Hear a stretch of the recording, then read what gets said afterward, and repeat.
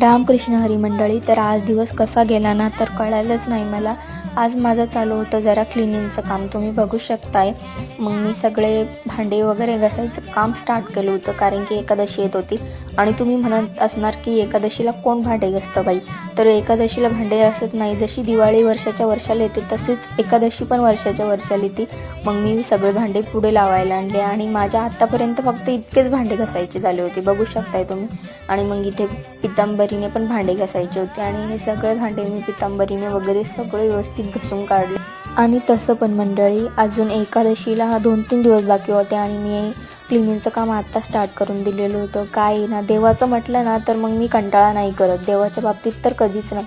आणि तसं पण माझं खूप काम आवरलेलं होतं. तुम्ही ही जी पितळेची भांडी बघताय ना, तर ती मी आत्ता 8 दिवसापूर्वी घासली होती आणि आता वापस घासून काढली. म्हटलं ही सगळी भांडी घासली तर ह्या भांड्यांना राग यायला नको, म्हणून मी ही सगळी भांडी